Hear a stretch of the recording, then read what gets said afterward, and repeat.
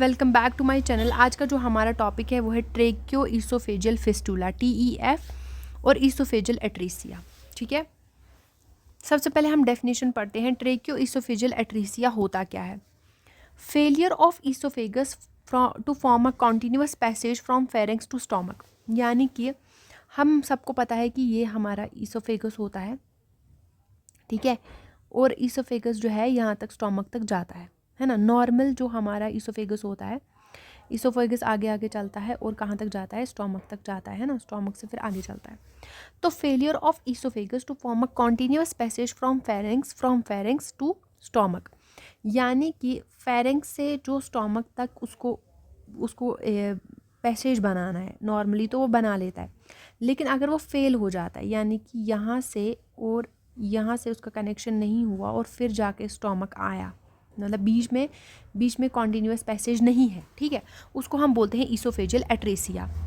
Oesophageal fistula किसको बोलते हैं? Abnormal connection between oesophagus and trachea. अब हम सबको पता है कि यहाँ से हमारा ईसोफेगस चल रहा होता है, ठीक है, और वो स्टोमक के साथ कनेक्ट करता है ईसोफेगस, और यहाँ से हमारा जो है वो ट्रेकिया होता है।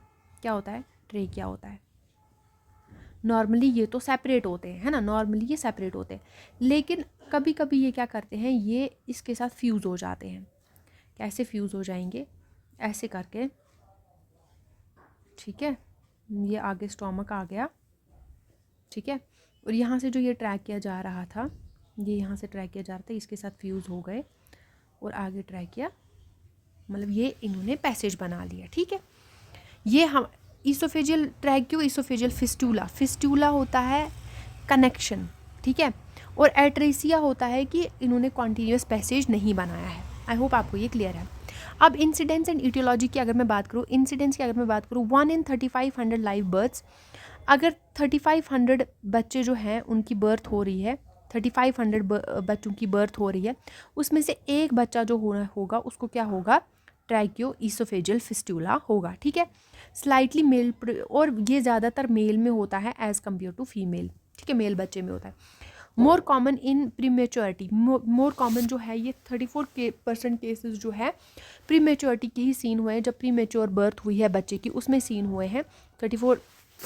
34% केसेस जो हैं, जो लेस देन 2500 ग्राम के बच्चे होते हैं उनमें ये ज़्यादा पाया जाता है। 50% एसोसिएटेड विद एनॉमलीज, इनमें कभी कभी ऐसा होता है कि ट्रेक्यो ईसोफेजियल फेस्टुला होता ही होता है, लेकिन और भी कुछ एनॉमलीज होती हैं उस बच्चे में, और भी कुछ कंडीशंस होती हैं उस बच्चे में, जैसे जिसको हम रिप्रेजेंट करते हैं VACTERL, ठीक है। वी से आगे वर्टिबल डिफेक्ट्स हो सकते हैं उस बच्चे में, ठीक है, उस बच्चे में वर्टिबल डिफेक्ट्स हो सकते हैं, उस बच्चे में एनोरेक्टल मालफॉर्मेशंस हो सकती हैं, ठीक है, उस बच्चे में कार्डियक एनोमलीज हो सकती हैं, उसको मतलब हार्ट में भी प्रॉब्लम हो सकती है, उसको ट्रैक्यो ईसोफेजियल फिस्टूला भी हो सकता है, उसको रीनल एनोमलीज भी हो सकती हैं, उसको लिम एनोमलीज भी हो सकती हैं। अब हम बात करते हैं पैथोफिजियोलॉजी की। पैथोफिजियोलॉजी में नॉर्मली क्या होता है, जब 4th वीक होता है, 4th वीक ऑफ जेस्टेशन होता है, जब हमारे पास 4th वीक ऑफ जेस्टेशन होता है, यानी कि जब बच्चा जो है 4th वीक में होता है, तो नॉर्मली बॉडी क्या करती है, फोरगट जो होता है हमारा, फोरगट डिवाइड हो जाता है, क्या होता है? डिवाइड हो जाता है। अब डिवाइड किस में हो जाता है? ये एक तो हो जाता है रेस्पिरेटरी ट्रैक्ट में डिवाइड हो जाता है, और हो जाता है डाइजेस्टिव ट्रैक्ट में, ये अलग से, यानी कि यहाँ पे ट्रैकिया बनेगा और यहाँ पे क्या बनेगा? ईसोफेगस बनेगा, है ना। लेकिन कभी कभी क्या आता है, डिफेक्टिव सेप्टम फॉर्मेशन, कभी कभी डिफेक्टिव सेप्टम फॉर्मेशन की वजह से इनकम्प्लीट फ्यूजन हो जाता है। कभी कभी क्या हो जाता है? इनकम्प्लीट फ्यूजन हो जाता है, कम्प्लीटली फ्यूजन नहीं हो पाता, या ये जो डाइजेस्टिव ट्रैक्ट है इसका ये जो है कंप्लीट फ्यूजन नहीं हो पाता। एबनॉर्मल कम्युनिकेशन बिटवीन ट्रैकिया, और कभी कभी एबनॉर्मल कनेक्शन हो जाता है, किसके बीच में? एबनॉर्मल कनेक्शन हो जाता है ट्रैकिया और किसके बीच में? ईसोफेगस के बीच में। अब हम बात करते हैं किसकी? हम बात करते हैं टाइप्स ऑफ ट्रैक्यो ईसोफेजियल फिस्टूला, ठीक है। सबसे पहले जो टाइप 1 होता है उसमें प्योर ईसोफेजियल फिस्टूला, प्योर क्या होता है? एट्रेसिया होता है, प्योर एट्रेसिया होता है, किसमें? टाइप 1 में। अब प्योर एट्रेसिया इसमें कैसे होता है? इसमें ये जो हमारा ये नॉर्मली हमारा ये होता है फेरेंक्स से लेकर स्टोमक तक जो ईसोफेगस होता है इसका नॉर्मली ये क्या होता है, ये नॉर्मल कनेक्शन है कि नॉर्मली ये कॉन्टीन्यूअस होता है, ठीक है। लेकिन टाइप 1 में क्या होगा, ये जो हमारा ईसोफेगस होगा ये ऐसे और नीचे से ऐसे और ऐसे होगा, यानी कि इसमें क्या होगा, इनकॉन्टीन्यूअस, ये कॉन्टीन्यूअस नहीं होगा, ठीक है। यहाँ पे जो होगा इनकॉन्टीन्यूअस नहीं होगा, लेकिन इसमें जो होता है, इसमें ट्रेकिया जो होता है वो नॉर्मल होता है और ट्रेकिया इसके साथ जुड़ा भी नहीं होता, ठीक है। यानी कि यहाँ पे ब्लाइंड पाउच होते हैं, ये हो गया प्रॉक्सिमल एंड और ये हो गया डिस्टल एंड, ये हो गया डिस्टल एंड, ठीक है। ये हो गया डिस्टल एंड और ये हो गया प्रॉक्सिमल एंड, ये इनके साथ कोई कनेक्शन नहीं होता, यानी कि प्योर ईसोफेजियल एट्रीसिया होगा। ईसोफेजियल एट्रीसिया इज एन, इसका इनकम्प्लीट फ्यूजन ऑफ ईसोफेगस, है ना। तो इसमें प्योर ईसोफेजियल एट्रीसिया आ गया जिसमें proximal and distal oesophagus end are blind. ये देखो प्रॉक्सिमल एंड भी ब्लाइंड है और डिस्टल एंड भी ब्लाइंड है। ये 7 to 8% केसेस में ये होता है, 7 to 8% केसेस में ये होता है। तो ये जो पूरा का पूरा था, ये पूरा का पूरा है टाइप 1। क्या है, टाइप 1, जिसमें सिर्फ ईसोफेजियल एट्रीसिया है। ईसोफेजियल एट्रीसिया यानी कि जो हमारा ईसोफेगस है, जो हमारा ईसोफेगस जो होता है वो कॉन्टीन्यूअस होता है, वो कॉन्टीन्यूअस नहीं है इसमें। वो क्या है, उसमें प्रॉक्सिमल एंड अलग है, डिस्टल एंड जो है वो स्टोमक के साथ जुड़ा हुआ है। आई होप आपको ये क्लियर है। आई होप आपको ये पूरा का पूरा क्लियर हो गया कि टाइप 1 क्या होता है। टाइप 1 में सिर्फ ईसोफेजियल एट्रीसिया होता है, ओनली ईसोफेजियल एट्रीसिया। अब हम बात करते हैं टाइप 2 की। टाइप 2 में क्या होता है, ईसोफेजियल एट्रीसिया है ही है, ईसोफेजियल एट्रीसिया है। क्या है, ईसोफेजियल एट्रीसिया है। ईसोफेजियल एट्रीसिया हम पहले बना देते हैं। पहले हम नॉर्मल ईसोफेगस बनाते हैं। नॉर्मल ईसोफेगस हमारे पास ये रहा, नॉर्मल ईसोफेगस, जिसमें फिर ये स्टोमक से जुड़ा होता है, ठीक है। आई होप आपको ये क्लियर है। अब इसमें ईसोफेजियल एट्रीसिया है, हाँ है, ईसोफेजियल एट्रीसिया हम बनाते हैं। ये जो है ये आगे स्टोमक के साथ जुड़ा होगा, है ना। ये ईसोफेजियल एट्रीसिया हो गया। ये इसका कौन सा एंड था, ये इसका था प्रॉक्सिमल एंड। ईसोफेजियल एट्रीसिया का ये ईसोफेगस का प्रॉक्सिमल एंड था। और ये वाला कौन सा एंड था, ये था हमारे पास डिस्टल एंड। क्या था, डिस्टल एंड, ठीक है। ये हमारे पास प्रॉक्सिमल एंड था, ये हमारे पास डिस्टल एंड था। आई होप आपको ये क्लियर हो गया। अब इसमें ईसोफेजियल एट्रीसिया है, ईसोफेजियल एट्रीसिया है। ये जो प्रॉक्सिमल एंड है, प्रॉक्सिमल एंड जो है, ये जो हमारे पास प्रॉक्सिमल एंड है, ठीक है, और ये जो हमारे पास यहाँ पे डिस्टल एंड है, आ गया। लेकिन ये जो प्रॉक्सिमल एंड है यहाँ पे, वो किसके साथ जुड़ा होता है, वो ट्रेकिया के साथ जुड़ा होता है। यहाँ पे हम पहले ट्रेकिया बनाते हैं, ठीक है, ये हमारे पास ट्रेकिया आ गया, ये इसके साथ जुड़ा होता है। अब मैं बताती हूँ आपको कैसे। यानी कि ये अगर हमारे पास प्रॉक्सिमल एंड होता, ये हमारे पास क्या होता, प्रॉक्सिमल एंड, तो ये किसके साथ जुड़ा होता, ये ऐसे करके ट्रैकिया के साथ जुड़ा होता, ठीक है। और डिस्टल एंड जो होता वो अलग होता, डिस्टल एंड के साथ स्टोमक होता। ये स्टोमक है और ये ट्रैकिया और ये प्रॉक्सिमल एंड इसके साथ जुड़ा हुआ है, ठीक है। ये हमारे पास है टाइप 2। ये टाइप 2 आपको समझ आ गया, जिसमें ईसोफेजियल एट्रीसिया है। हाँ, ईसोफेजियल एट्रीसिया ये रहा, ईसोफेजियल एट्रीसिया जिसमें ईसोफेगस का कॉन्टिन्यूअस ये नहीं है। और ये जो है प्रॉक्सिमल एंड जो है वो किसके साथ जुड़ा हुआ है, ट्रेकिया के साथ। आई होप आपको सेकेंड वाला क्लियर है। अब हम बात करते हैं थर्ड की। थर्ड में क्या होता है, ईसोफेजियल एट्रीसिया सब में है, जिसमें ईसोफेजियल, इसमें भी ईसोफेजियल एट्रीसिया है, बनाते हैं हम ईसोफेजियल एट्रीसिया। ये रहा हमारा ईसोफेजियल एट्रीसिया, ठीक, ये ईसोफेजियल एट्रीसिया है। लेकिन इसमें जो डिस्टल है, ये जो डिस्टल एंड है, ये रहा डिस्टल एंड। ये किसके साथ जुड़ा होता है, ये जुड़ा होता है ट्रेकिया के साथ। यानी कि ये जो डिस्टल एंड है यहाँ पे, ये जो डिस्टल एंड है जिसके साथ स्टोमक जुड़ा होता है, उसको हम बोलते हैं डिस्टल एंड। डिस्टल एंड जिसके साथ स्टोमक जुड़ा होता है, वो किसके साथ जुड़ा हुआ है, वो ट्रेकिया के साथ जुड़ा हुआ है। वो किसके साथ जुड़ा हुआ है, वो ट्रेकिया के साथ जुड़ा हुआ है। मैं बनाती हूँ, 1 मिनट। मैं आपको अच्छे से समझाती हूँ। ये हमारा, ये छोड़ो प्रॉक्सिमल एंड जो कि किसी के साथ जुड़ा नहीं हुआ, ये फ्री है। और यहाँ से हम बनाते हैं ट्रेकिया। क्या बनाते हैं? ट्रेकिया। ये रहा ट्रेकिया, ठीक है। और यहाँ से ये किसके साथ जुड़ा हुआ है? यहाँ से ये जुड़ा हुआ है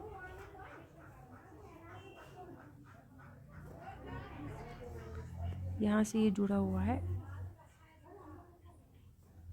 स्टोमक के साथ, ठीक है। यहाँ से ये स्टोमक के साथ जुड़ा है और यहाँ से ये ट्रेकिया के साथ जुड़ा हुआ है। और ये था हमारा डिस्टल एंड। ये रहा, ये जो है ये मोस्ट कॉमन है, जिसमें डिस्टल एंड जुड़ा होता है ट्रेकिया के साथ with oesophageal atresia. Oesophageal atresia है, इन दोनों के बीच में आपको कॉन्टिन्यूस पैसेज लग रहा है? नहीं, अलग है ये दोनों। आई होप आपको ये क्लियर है, ये मोस्ट कॉमन है, ठीक है। अब नेक्स्ट वाला जो है, नेक्स्ट में भी इसोफेजियल एट्रेसिया है, लेकिन यानी कि इसोफेजियल एट्रेसिया है नेक्स्ट में, इसोफेजियल एट्रेसिया है, लेकिन both proximal and distal end जो है वो फ्यूज़ है। ये रहा हमारा प्रॉक्सिमल एंड, ये भी फ्यूज़ है, ये भी इसके साथ फ्यूज़ है। और ये रहा हमारा डिस्टल एंड, ठीक है। ये रहा हमारा डिस्टल एंड, जिसके साथ आगे स्टोमक जुड़ा हुआ है ना। ये भी किसके साथ फ्यूज़ है? ये दोनों किसके साथ फ्यूज़ हैं? ये दोनों फ्यूज़ हैं ट्रेकिया के साथ, है ना। ये दोनों किसके साथ फ्यूज़ हैं? ये रहा ट्रेकिया, ये इसके साथ फ्यूज़ हैं दोनों। ये रहा हमारा टाइप 4, जिसमें इसोफेजियल एट्रेसिया है, लेकिन इसके both proximal plus distal end इसके साथ जुड़े होते हैं। अब टाइप एच कैसा होता है? टाइप लास्ट वाला है टाइप एच। इसमें क्या होता है?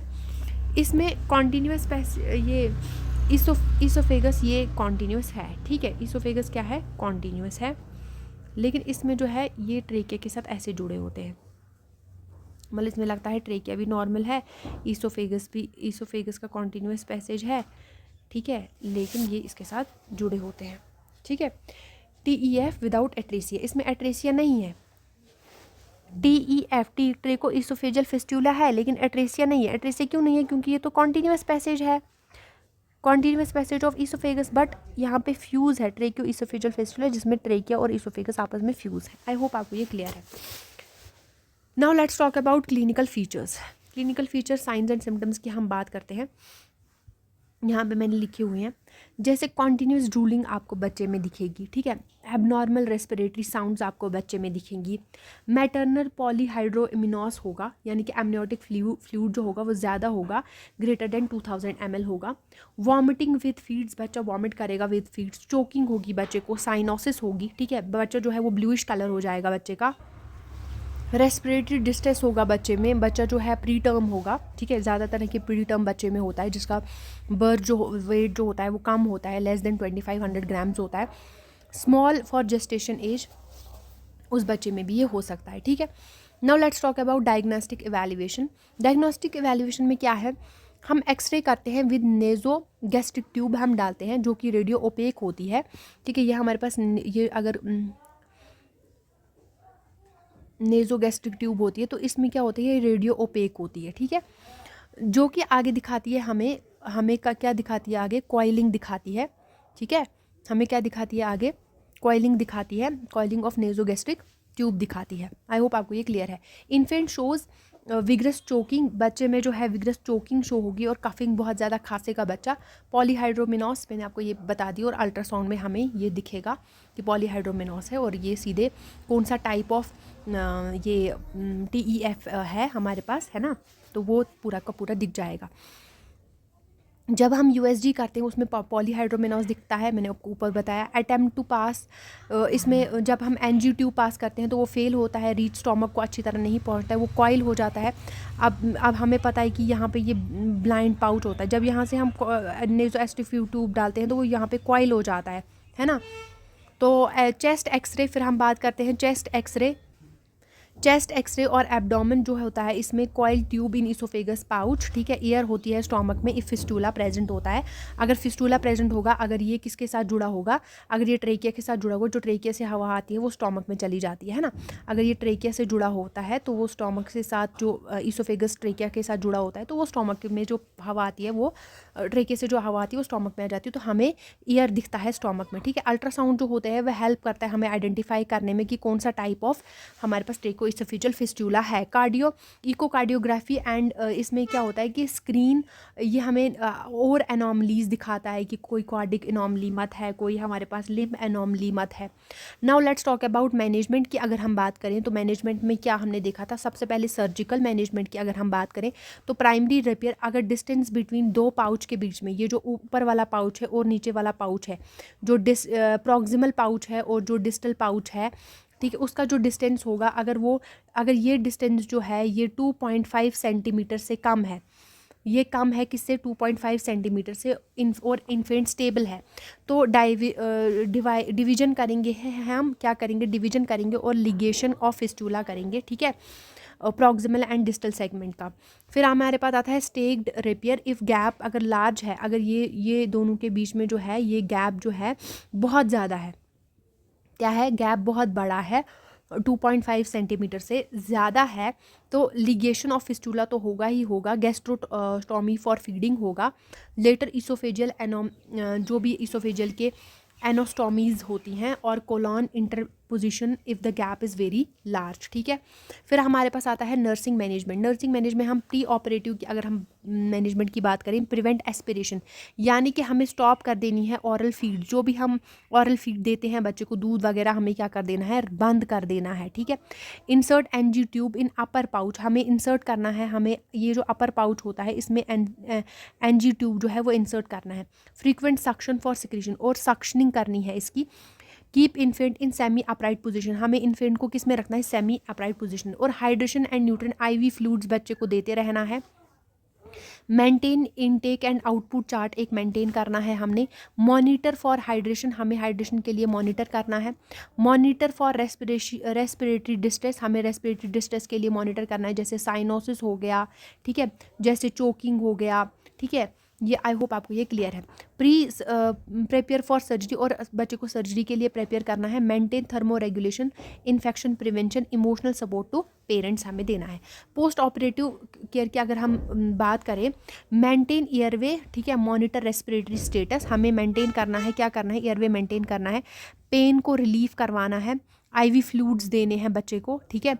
स्टार्ट गैस्ट्रोटॉमी और एनजी फीड्स एज प्रिस्क्राइब्ड, ठीक है। ऑब्जर्व कॉम्प्लिकेशन, जैसे लीकेज वगैरह तो नहीं हो रहा, फिस्टूला, एस्पिरेशन, निमोनिया, ये सब हमें ऑब्जर्व करना है। आई होप आपको ये क्लियर है। Thank you so much.